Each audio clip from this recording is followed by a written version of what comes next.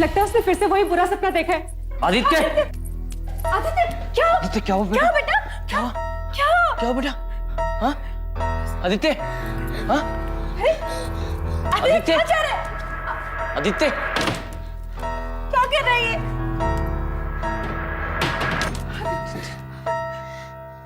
उसने ऊपर से फेंक दिया।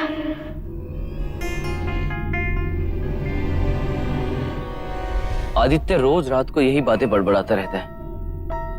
मुझे तो ऐसा लग रहा है कि उसने किसी का खून होते हुए देख लिया, जिसका गहरा असर उसके दिमाग पे पड़ गया है। आप ठीक कह रहे हो जी, मुझे भी ऐसे ही लग रहा है। क्यों ना हम इस बारे में पुलिस को बताएं? तुम ठीक कह रही हो, हमें पुलिस कंप्लेंट करनी चाहिए। अब आप लोग जाएंगे यहां से? मैं आप ही लोगों से कह रहा हूं। मैं सच कह रहा हूँ, उसने मार डाला। वही तो पूछ रहा हूं कि किसने किसको मार डाला। मुझे।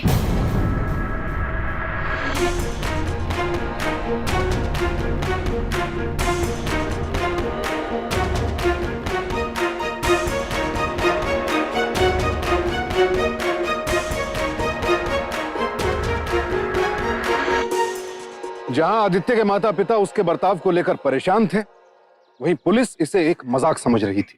7 साल का आदित्य कह रहा है कि 7 बरस पहले उसकी हत्या हुई थी।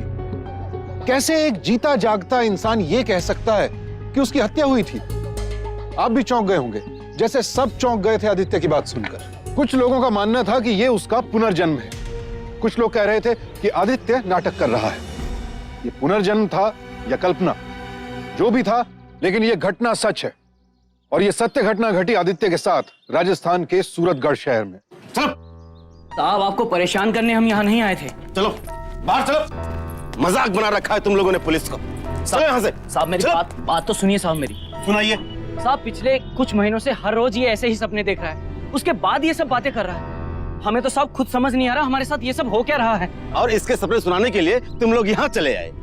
आज ये कह रहा है कि 7 साल पहले राजेंद्र था और इसका पुनर्जन्म हुआ है। कल को ये कहेगा कि मैं महाराणा प्रताप हूँ, तो चित्तौड़गढ़ का किला क्या इसे दे देंगे?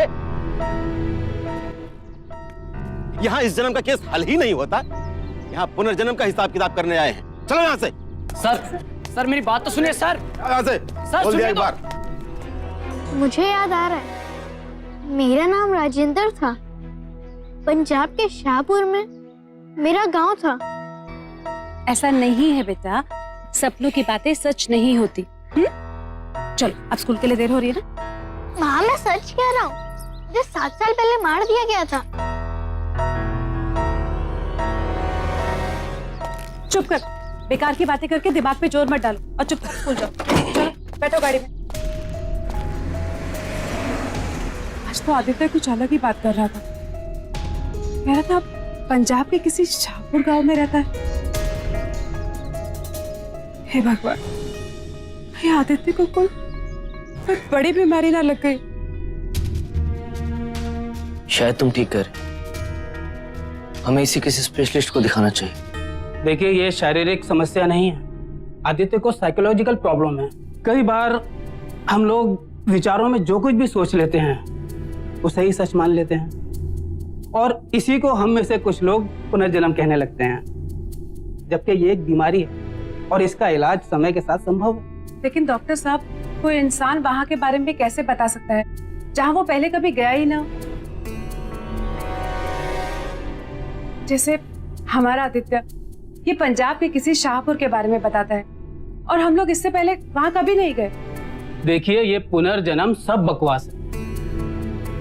कई बार बड़े लोगों को भी दिमागी बुखार हो जाता है और वो बड़बड़ाने लगते हैं। आदित्य अभी बच्चा है, उसने सुना होगा कभी शाहपुर के बारे में। आप घबराइए नहीं, मैं कुछ दवाइयां दे देता हूँ, धीरे धीरे सब ठीक हो जाएगा। आदित्य को कोई मानसिक बीमारी थी या ये उसका पुनर्जन्म था?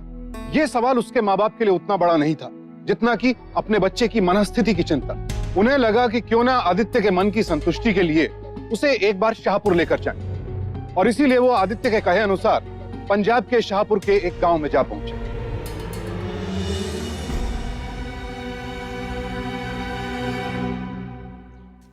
बेटा आदित्य, लो आ गए हम शाहपुर।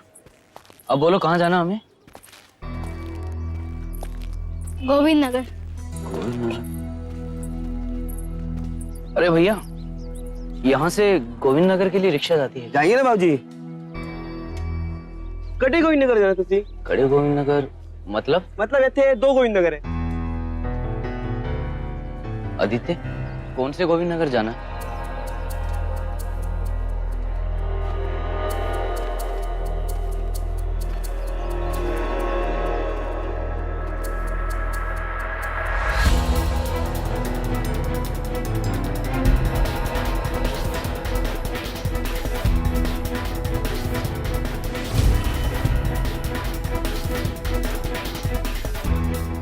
तू गोविंद नगर गुरुद्वारे वाली गली में रहता है ना? गोविंद नगर में गुरुद्वारे वाली गली।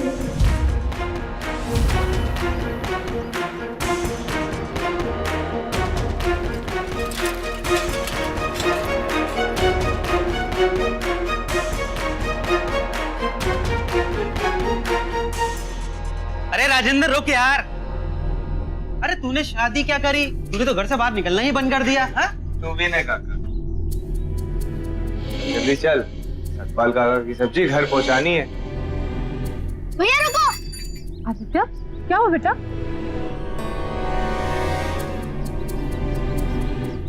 भाई और कितना दूर है गुरुद्वारा? बस थोड़ी दूर।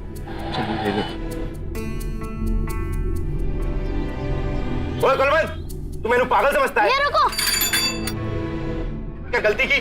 क्या हुआ? देख 2 महीने से लापता है तू, और एक बात याद रखना, मुझे पैसे चाहिए अब। 15 दिन का वक्त दे रहा हूँ, सिर्फ 15 दिन का।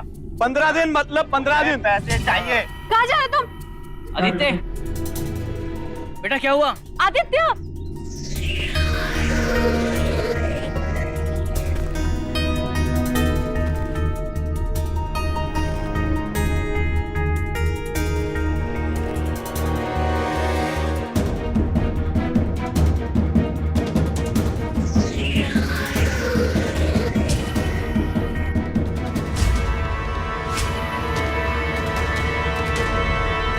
यहाँ आकर सब ठीक हो जाएगा, लेकिन यहाँ आने के बाद तो मामला और बिगड़ गया है।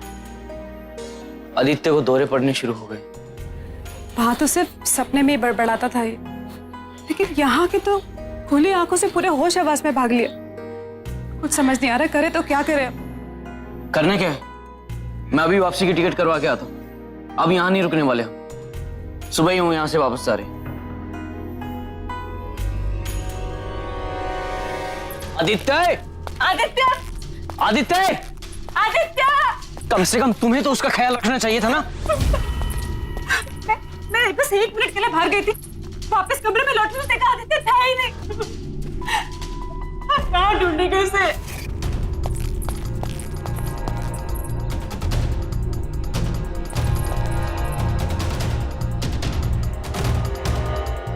आदित्य, भाई साहब आपने मेरे बेटे को देखा? पतला सा छोटा सा 7 साल का बेटा है, उसने काला टी शर्ट पहना हुआ है। देखिए मैंने तो नहीं देखा। आप एक काम करिए, सामने पुलिस स्टेशन है, वहाँ चले जाइए, वहाँ पता करिए। कहीं ये वही तो नहीं चला गया?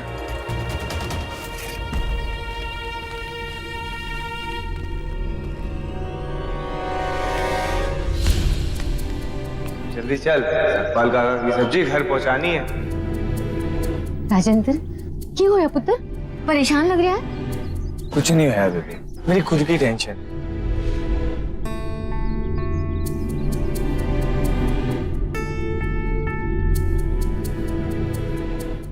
आदित्य, आदित्य, आदित्य, आदित्य, आदित्य, कहाँ चला गया तो बिना बताए?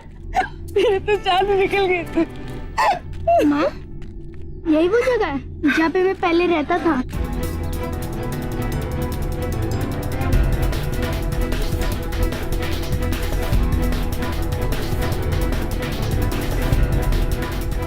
अरे क्या बाबा शाह, ओ कोई प्रॉब्लम है? हाँ? नहीं जी, सब ठीक है।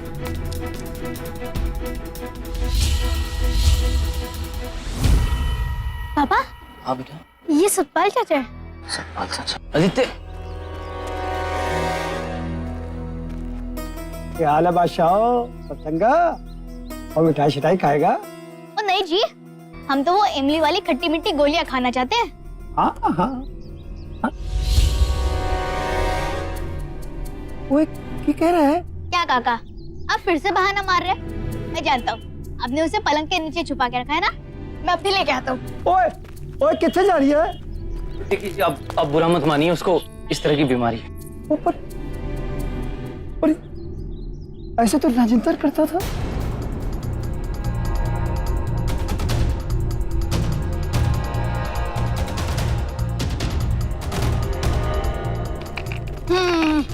मिठाई का डब्बा तो मिल गया, लेकिन बहुत गंदी हो चुकी है। नहीं काका, मैं रखता था तो इसे कितना साफ रखता था, आपने तो इसे गंदा ही कर दिया। इसमें तो सिर्फ बदबू भी आ रही है। ओ वाहेगुरु, ये क्या करिश्मा है? अरे ऐसा तो राजेंद्र करता था। सतपाल आदित्य की बातों से चौंक गए, खुद आदित्य के माता पिता भी। आखिर माजरा क्या था? जब आदित्य सतपाल से कभी मिला ही नहीं तो उसने उन्हें पहचान कैसे लिया? जब आदित्य कभी इस शहर में आया ही नहीं तो फिर वो यहाँ के गली मोहल्लों से कैसे वाकिफ था? क्या ये वाकई पुनर्जन्म की घटना थी या इसमें कोई गहरा राज छिपा था? ये हम नहीं जानते, लेकिन कई बार सच कल्पना से भी परे होता है, और ये सच्ची घटना भी कुछ ऐसी ही थी। यकीन नहीं हो रहा है, राजेंद्र को मरे 7 साल हो गए। कितना रोया था मैं, कितना रोया था मैं। और जी कमाल की बात तो ये है कि आज से ठीक 7 साल पहले ही आदित्य का जन्म हुआ। मतलब आदित्य तब जो कह रहा था वो सच है और हम इसे झूठ समझ रहे थे। मतलब आदित्य ही राजेंद्र का पुनर्जन्म। ओए सतपाल जी, की होया? की होया वीर जी? ऐसे कौन सी इमरजेंसी आ गई तुसी जो हमें बुला लिया? वीर जी, अरे आप रो क्यों रहे वीर जी? रोए क्यों जाते हो? अरे पूछो तो सही उनको क्या हुआ वीर जी, बोलो ना क्या? अरे ये मुंडा कौन है? क्या होया पुत्र? बेबे, कितनी बार बोलो ना, धीरे बोलते हैं, फास्ट बोलते हैं तो सांस फूल जाती है। और तेरी सांस फूल जाती है तो फिर तेरा बीपी बढ़ जाता है। इसलिए धीरे बोलते हैं।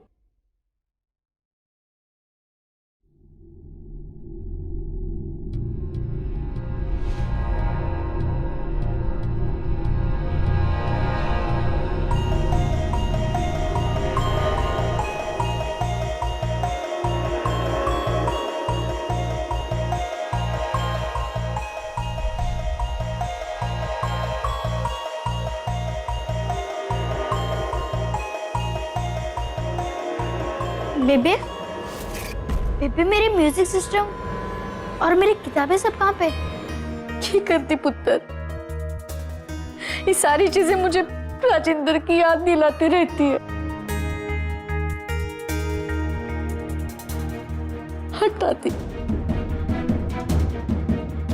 बेबे वो अपनी फैमिली एल्बम है ना?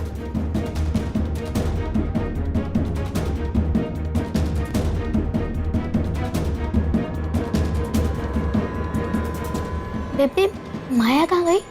अपने मायके चली गई, दूसरी शादी कर ली उसने। ये और मेरा भाई, ये कैसे हो सकता है? कहीं ये ढोंगी सोंगी तो नहीं? अरे क्या बात करता है?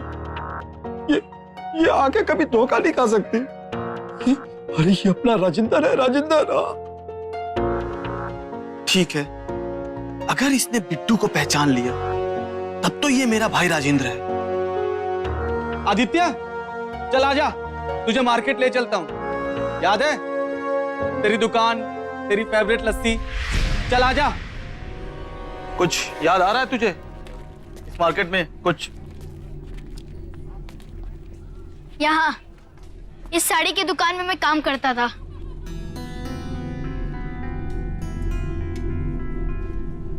और कुछ याद आ रहा है?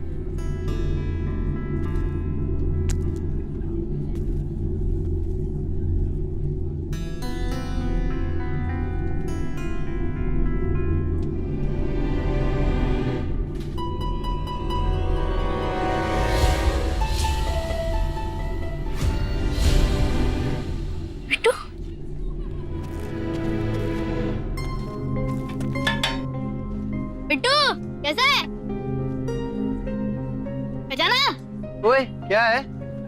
ओ यार, मेरे बिना तो दुकान में मन ही नहीं लगता था। आज बड़े लाल से लस्सी बना रहा है। ला दे, तेरे हाथ की लस्सी पिए हुए 7 साल हो गए।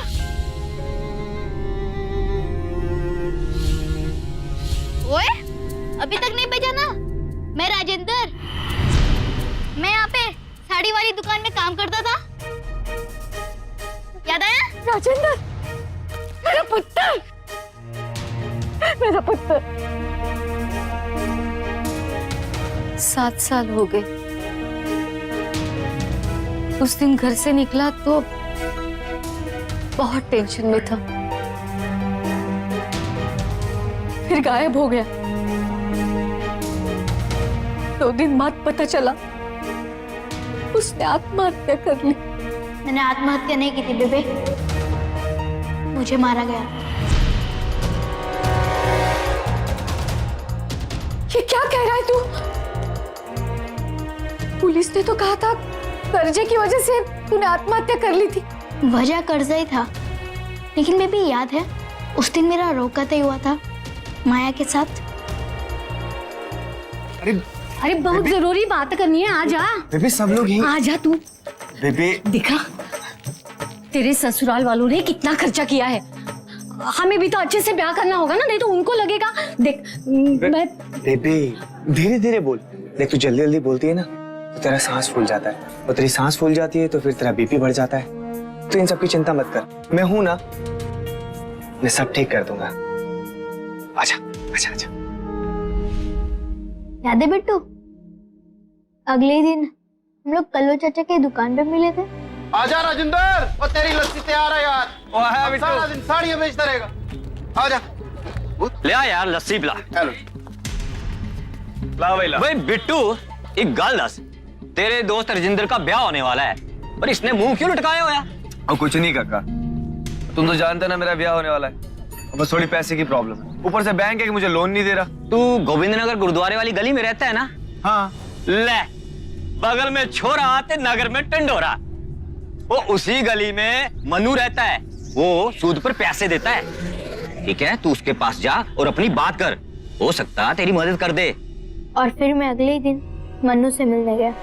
देख राजेंद्र, पैसे मिल जाएंगे तुझे, और तुझे इंटरेस्ट देना होगा। और एक बार फिर सोच ले, रोज की 200 रुपए की इंस्टॉलमेंट होगी, और एक भी इंस्टॉलमेंट रुकी ना तो पैसा डबल, 200 का 400। बोल मंजूर है? हाँ हाँ मनु भाई। बोल कितने पैसे चाहिए तुझे? यही बस 40,000 रुपए की जरूरत है। ठीक है भाई, पहुंच जाएंगे कल तेरी दुकान पे। मैंने मन्नू से पैसे लिए और घर में बात किसी को नहीं बताई। शादी का खर्चा भी संभल गया।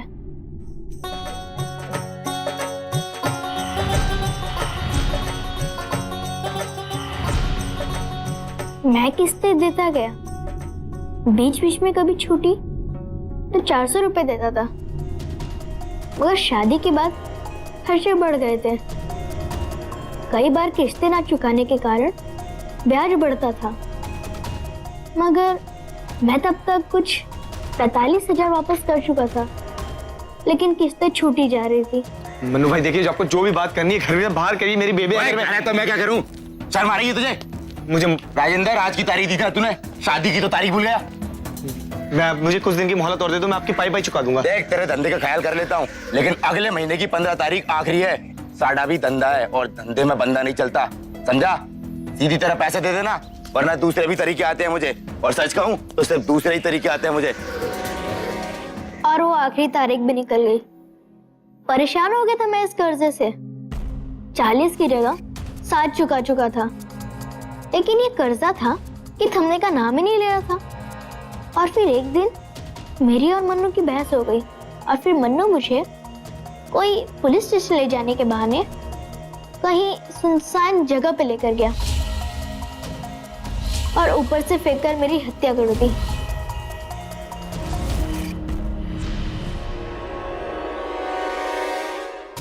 कितना अविश्वसनीय लगता है ना कि एक 7 साल का बच्चा अपने जन्म से पहले हुई बातों के राज खोल रहा था। हम पुनर्जन्म की पैरवी नहीं करते हैं क्योंकि कानून इसे नहीं मानता, लेकिन आदित्य के मुंह से यह कहानी सुनकर सब हैरान थे, बिट्टू, राजेंद्र की मां और बाकी सभी, क्योंकि जो बातें वो बता रहा था उनमें से कईयों के साक्षी थे वो।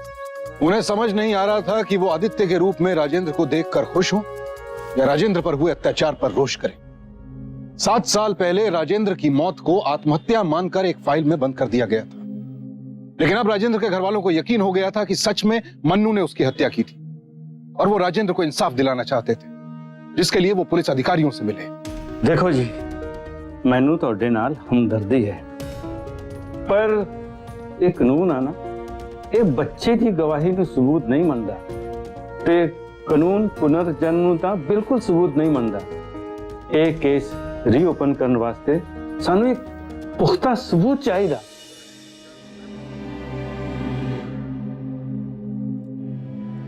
अंकल, हाँ जी। जब मैं राजेंद्र था तब मैं एक डायरी लिखता था जिसमें मैंने अपने कर्जे के सारे हिसाब किताब लिखा। Very good. अगर वो डायरी मिल जाती है तो हम राजेंद्र के मर्डर केस को रीओपन कर सकते हैं और उससे पूछताछ भी कर सकते हैं। हाँ, अगर वो डायरी मिले तो।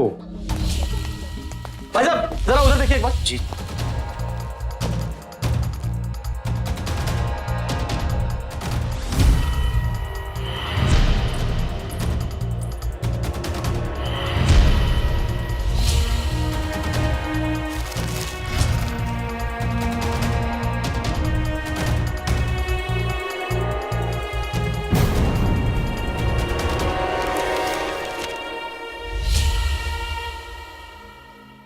डायरी मिल गई। यही बेटा?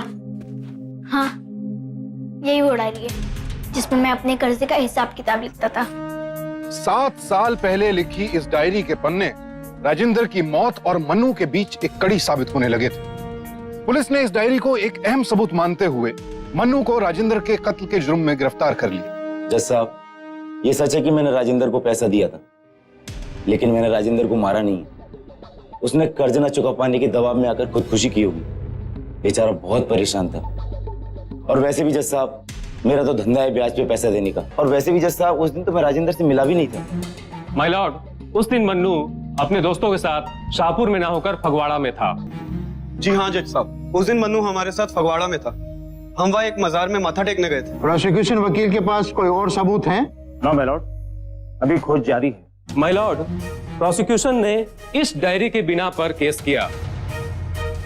दरअसल एक 7 साल का बच्चा अपने आप को राजेंद्र का पुनर्जन्म बता रहा है और उसी के कहने पर यह केस दर्ज किया गया है। क्या ये सच है? देखिए, अदालत है, कोई मजाक नहीं है। पहले से ही बहुत केस पेंडिंग पड़े हुए और फिर आप ऐसा केस देकर अदालत का वक्त जाया करना चाहते हैं। वैसे भी कानून पुनर्जन्म में विश्वास नहीं करता। आपके पास कोई ठोस सबूत हो तो पेश कीजिए, वरना यह अदालत इस केस को खारिज कर देगी। माय लॉर्ड, मैं चाहता हूं कि तब तक मेरे क्लाइंट को जमानत दे दी जाए। Granted. Thank you my Lord. I object my Lord. Mannu सबूत के साथ छेड़छाड़ कर सकता है। पहले आप सबूत तो पेश कीजिए। सबूतों की कमी के कारण अदालत से मन्नू को जमानत मिल गई और उसे यह भी यकीन था कि उसका वकील उसे बचा लेगा, क्योंकि कानून पुनर्जन्म को नहीं मानता। इसलिए आदित्य की कहानी पर भरोसा नहीं किया जा सकता। लेकिन उसके मन में कहीं डर भी था कि क्या वाकई राजेंद्र का पुनर्जन्म हुआ है, और अगर नहीं तो आदित्य को राजेंद्र की डायरी के बारे में कैसे पता चला। मनु भाई, मुझे लगता है कहीं वाकई में ये राजेंद्र का पुनर्जन्म तो नहीं। पुनर्जन्म? अबे नहीं यार, ऐसी मौत मारा था उसे, वो पुनर्जन्म के बारे में तो सोच ही नहीं सकता। ये बच्चा बहरूपिया है, अदालत में कुछ भी साबित नहीं होगा। अरे ऐसे तो मैं बोल दूं कि मैं पिछले जन्म का मंगल पांडे था तो कोई मान लेगा। फिर भी लोग कह रहे हैं कि उसे राजेंद्र की हर एक बात पता है, और अगर ऐसा नहीं है तो उसे ये कैसे पता कि राजेंद्र डायरी लिखता था? ये बात तो राजेंद्र की फैमिली को भी नहीं पता। आज डायरी के बारे में बता रहा है, कल कोई और सबूत लाया तो? क्या मन्नू भाई, इतना डर कब से लगने लगा? चुप कर। जिसके नाम पर केस होता है ना, दर्द उसी के गले में होता है। साबित हुआ ना तो फांसी की सजा पक्की। ये नजर रखो उस पर, और कुछ भी गड़बड़ हो मुझे बताओ। मामला काफी गड़बड़ हो गया है। मन्नू ने इस केस को नया ही रंग दे दिया है और डायरी के अलावा कोई और सबूत है नहीं हमारे पास। अब तो केवल आदित्य ही हमारी मदद कर सकता है। आदित्य? लेकिन कैसे? अगर आदित्य को कुछ ऐसी बात याद आ जाए जो कि हमें सीधे कातिल तक पहुंचा सके। आप सही कह रहे हैं। यहाँ आने से पहले वो केवल मौत के सपने देखता था, लेकिन जैसे उसने ये घर देखा उसे सब कुछ याद आ गया। इसका मतलब कि हादसे की जगह जाने पर उसे सब कुछ याद आ रहा है। हो सकता है। हाँ, मुझे उस पान वाले दुकान पर लेके चलिए। मुझे लगता है कि वहां पे मेरे साथ कुछ हुआ था। बेबे, तो उस दिन उस दुकान में जा रहा था।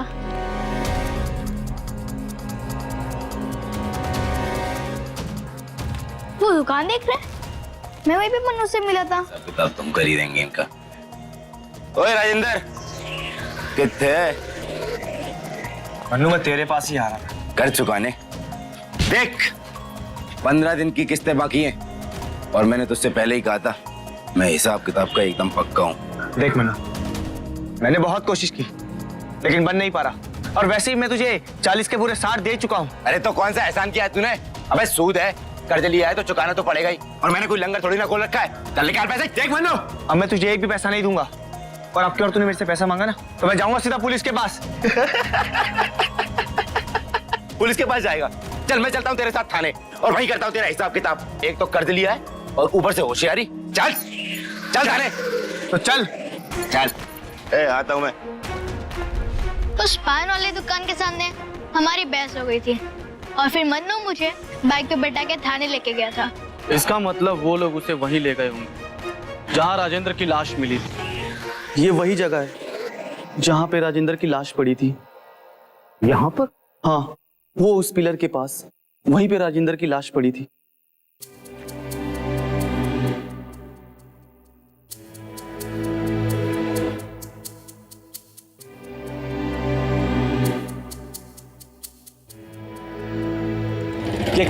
काले काले क्या है तू मुझे? ये हमारा थाना। ये कौन सा थाना है? ये हमारा थाना है और ये हमारे हवलदार, और हम हैं यहाँ के थानेदार, और हम ही हैं यहाँ के मजिस्ट्रेट, और हमने तुझे कर्ज ना चुकाने के जुर्म में मौत की सजा सुनाई।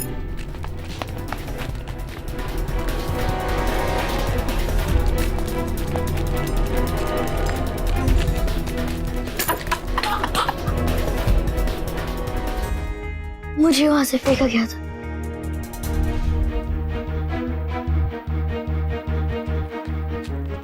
अब चिंता करने की कोई बात नहीं, मैं इस केस की जड़ तक पहुंच चुका हूं। सारी जानकारी मिल गई है मुझे। इस केस की शुरुआत अब होगी पनवाड़ी की दुकान से। आई थिंक हमें रास्ता मिल रहा है।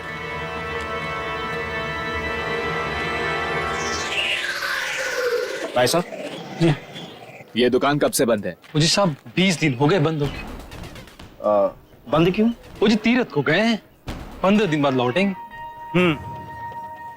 और हमारी केस की सुनवाई को भी 15 दिन बाद। अगर अदालत में यह साबित हो जाए कि मन्नू ने पनवाड़ी के सामने ही राजेंद्र को उठाया था, तो उसका पिछला बयान झूठा साबित हो सकता है, जिसमें उसने कहा था कि वो उस दिन राजेंद्र से मिला ही नहीं था। ये जैसे ही पनवाड़ी आ जाए हमें खबर कीजिए।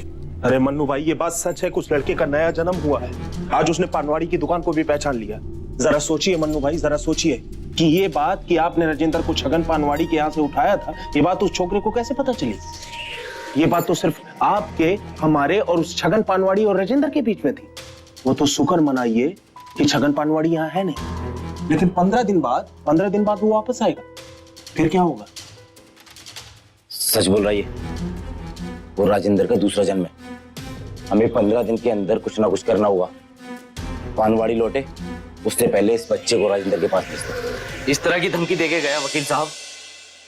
तो चलते हैं जी, थाने में शिकायत करते हैं। नहीं नहीं, सबूत नहीं है हमारे पास, और कोर्ट में जो हुआ उसके बाद थानेदार हमारी बात तो सुनने को तैयार नहीं है। आदित्य की मां सही कह रही। खामा हम उस आदमी को अपने आदित्य की जान के दुश्मन बना रहे हैं। देखो जी, मैं यहां से वापस चला जाता हूं। बस आप राजेंद्र को तो खो ही चुके हैं, प्लीज मैं अपने बेटे आदित्य को नहीं खोना चाहता। बस मैं कल सवेरे ही वापस चला जाऊंगा यहाँ से। मैंने ठान लिया। प्लीज, आदित्य की जान को खतरा है यहाँ। मुझे मन्नू को सजा दिलानी है। चुप रहे। तेरी बात मानकर हम यहाँ तक आ गए वो काफी नहीं है। अब मैं तुम्हारी जान का जोखिम मोल नहीं ले सकता। देखिए, उस हत्यारे को अब सजा भगवान ही देंगे। हम सवेरे यहां से चल रहे हैं। बस मैं नहीं जाऊंगा। आदित्य, आदित्य,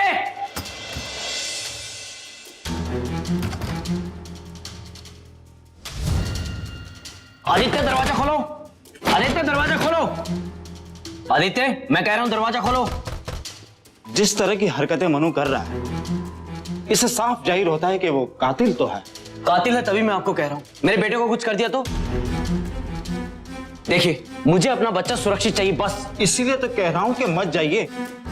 मनु कबूल कर चुका है कि आदित्य ही राजेंद्र था। अगर आप चले भी गए तो भी वो आदित्य का पीछा नहीं छोड़ेगा। अब तो केवल एक ही रास्ता है, किसी भी तरह से मनु का सच अदालत में लाया जाए, तभी आपका बेटा सुरक्षित रह पाएगा। सुनवाई में अभी 2 हफ्ते बाकी, तब तक मेरे बच्चे को कुछ कर दिया तो? देखिए, पुलिस पुनर्जन्म पे विश्वास नहीं करती। ऐसे में कौन करेगा हमारी मदद? कैसे होगी सुरक्षा? ओए सुना, राजेंद्र आया है। सत श्री अकाल जी। सुना है कि राजेंद्र लौट आया है। हम राजेंद्र के दोस्त हैं। सुना राजेंद्र आया। कहाँ पे राजेंद्र? अब तक राजेंद्र के पुनर्जन्म की खबर दूर दूर तक फैल चुकी थी। राजेंद्र के पुराने दोस्त आदित्य से मिलने पहुंचे और उन्होंने फैसला किया कि जब तक सुनवाई नहीं हो जाती वो आदित्य के साथ ही रहेंगे और उसकी सुरक्षा की जिम्मेदारी उठाएंगे।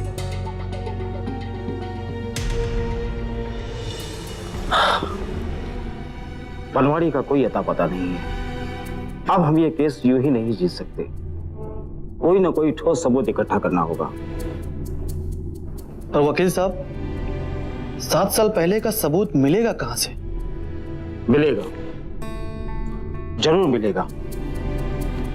कातिल अपनी कोई ना कोई अमीर छाप जरूर छोड़ जाता है, जिसे 7 साल तो क्या 1000 सालों तक नहीं मिटाया जा सकता। हमें उस जगह चलना होगा जहां राजेंद्र की हत्या हुई थी। लेकिन आदित्य को वहां ले जाना, उसकी जान जोखिम में डालना होगा। वो मन्नू हर वक्त उसको नुकसान पहुंचाने की ताक में रहता है। ओए, तुसी फिक्र ना करो जी, हम सब है ना। क्यों बिट्टू, सब जवान तैयार है? चलो। ऊपर से राजेंद्र को नीचे फेंका गया था। आओ बेटा, चलते। नहीं, मैं नहीं जाऊंगा। ऊपर बहुत अंधेरा है। अरे कोई ना कोई सबूत मिल जाएगा। आइए। हाँ, आप लोग जाओ जी। मैं बच्चे के पास हूं जी, आप लोग जाओ। मुझे पता था ये लोग यहीं आने वाले हैं, समझा? अरे मनु भाई, वो सब बात तो यहीं रुक गया। बुड्ढा अकेला है ना, संभाल लेंगे। और लोग आए तो गड़बड़ हो जाएगी। तभी भगवान। ऊपर तो कोई भी सबूत नहीं मिला सतपाल जी। अब क्या करें, कहां जाएं? कहां से? अरे ये लोग कहां चले गए? सतपाल जी, आदित्य, सतपाल जी, आदित्य बेटा, कहां चले गए?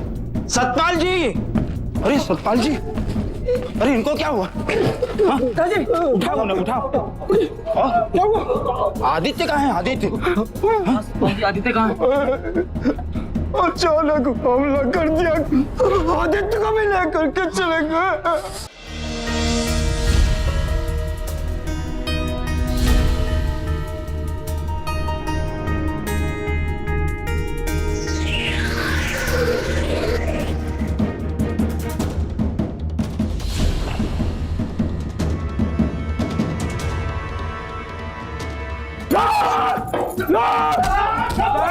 राजेंद्र को मारेगा।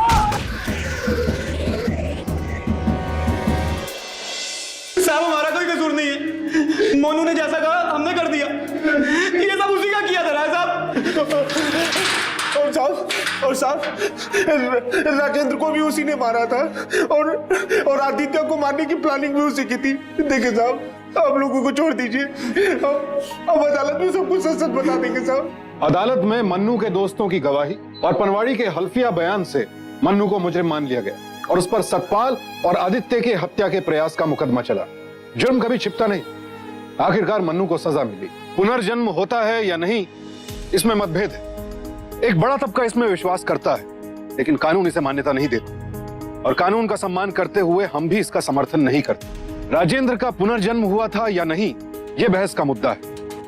क्या आदित्य को सच में सारी बातें याद थी या ये उसकी कल्पना थी, या कहीं से कहानी सुनकर उसे लगा कि उसके साथ ऐसा हुआ था? जो भी हो, लेकिन 7 साल पहले मन्नू ने राजेंद्र की हत्या की थी, यह सच सामने आ ही गया और राजेंद्र को मरने के 7 साल बाद इंसाफ मिला। साथ ही राजेंद्र जैसे भोले लोगों के लिए सबक भी है कि वो कर्ज के लिए मन्नू जैसे सूदखोरों के पंजों में ना फंसे। बैंक से संपर्क करें जो ना सिर्फ कम ब्याज दर पर लोन देते हैं बल्कि ब्याज की गणना भी पूरी पारदर्शिता के साथ करते हैं। अब मुझे सुशांत सिंह को इजाजत दीजिए। सावधान इंडिया, इंडिया फाइट्स बैक। तो सावधान